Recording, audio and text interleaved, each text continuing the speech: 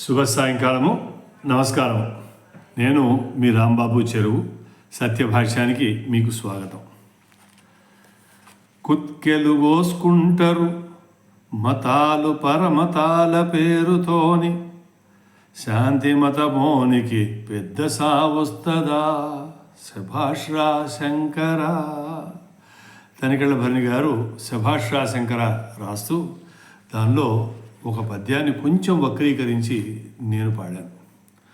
ఇవాళ జరుగుతోంది బంగ్లాదేశ్లో మన హిందూ సోదరులు, హిందూ మాతలు, అక్కలు, చెల్లెళ్ళు చాలా బాధపడుతున్నారు.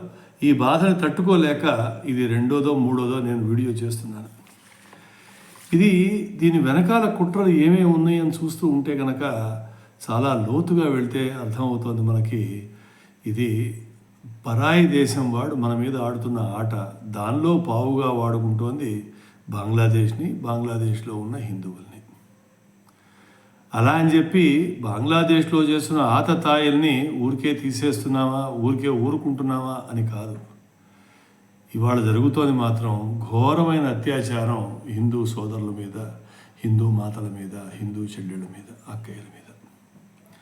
కాబట్టి మిత్రులారా, దీన్ని కొంచెం పూర్వాపరాల్లోకి వెళ్ళి చూస్తే ఎక్కడ ఏమేం జరుగుతోంది, ఎక్కడెక్కడ డాట్స్ కనెక్ట్ చేసుకోవచ్చు అని ఒక్కసారి ఆలోచన చేద్దాం మనం. దక్షిణ భారతంలో ఎప్పుడూ లేనట్టు స్వాములు అయ్యప్ప మాల వేసుకున్న స్వాములు వెళుతూ ఉంటే రాయచోటిలో మెయిన్ రోడ్ మీద మా మస్జిద్ ఉన్నది, మీరు బస్సులో వెళ్తుంటే మాకు పాటలు వినిపిస్తున్నాయని బస్సును ఆపి ధ్వంసం చేసే ఏర్పాటు చేశారు.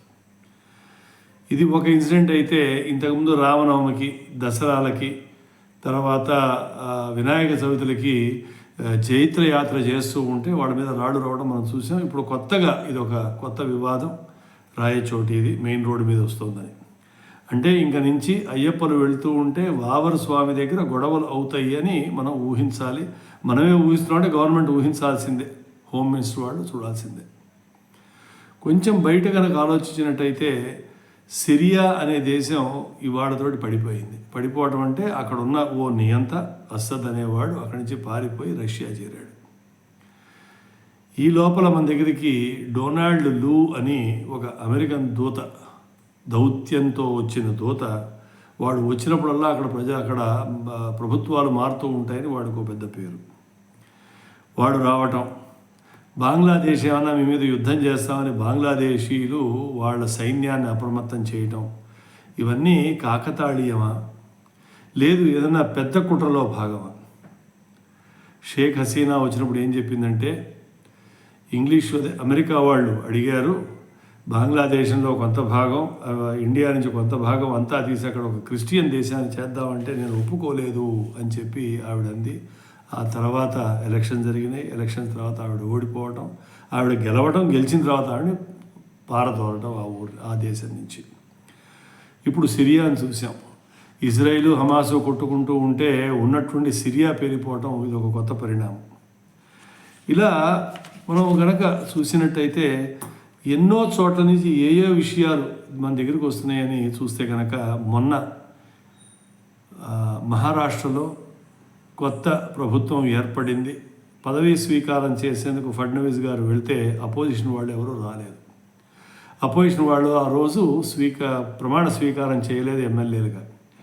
ఏమిట్రా అంటే బయటకు వచ్చి వీళ్ళు మాట్లాడతారు, ఇది అసలు ఎలక్షనే కాదు, ఈవీఎంల వల్ల వీళ్ళు గెలిచారు, మెజారిటీ అంతా ఈవీఎందే తప్ప ప్రజలు వీళ్ళకు ఓటేయలేదు, కాబట్టి ప్రజాతంత్రంలో మాకు విశ్వాసం పోతోంది.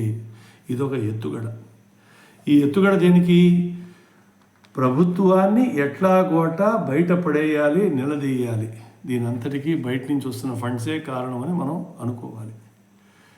నిన్నటికి నిన్న ఒక 100 మందో 150 మందో హర్యానా నుంచి, పంజాబ్ నుంచి బయలుదేరి వస్తూ ఉంటే వాళ్ళపైన ఇవాళ బాష్పవాయువులు ఉంచారు. బాష్పవాయువులు చేస్తే వాడు వెనక్కి వెళ్ళాల్సిన పరిస్థితి వస్తుంది. దీనికి మన రాహుల్ గాంధీ గారు అంటారు, చూసారా హర్యానాలో వీళ్ళు గెలిచారు కానీ ఈ గెలుపు వీళ్ళది కాదు, గెలుచుంటే కనుక హర్యానా నుంచి రైతులు ఎందుకు దీనిలో ఉద్యమంలో పాల్గొంటారు, కాబట్టి ఇది ఇంకొకసారి మేము నిరూపిస్తున్నాం హర్యానా ఎన్నికలని కూడా రిగ్గింగ్ చేసిన ఎన్నికలు అని చెప్పి. వీళ్ళందరూ ఎవరికి ఆడుతున్నారు ఈ ఆట అంతా? డొనాల్డ్ వచ్చాడు కాబట్టి వాడి ముందు చెప్తున్నారా? లేదు, ఇంతకుముందు రాహుల్ గాంధీ ప్రతి సంవత్సరం 62 సార్లు బయట దేశాలకు వెళ్ళిన వాడై, సెక్యూరిటీ లేకుండా తిరిగిన వాడై, ఈ దేశాన్ని ఎట్లా కోల్చండి, మమ్మల్ని కూర్చోబెట్టండి అని చెప్పి పదే అమెరికా వాడిని, ఫ్రాన్స్ వాడిని అడిగినట్టుగా వాడు ఇవన్నీ సోరోస్ ద్వారా వీళ్ళకి చెప్పిస్తున్నాడా?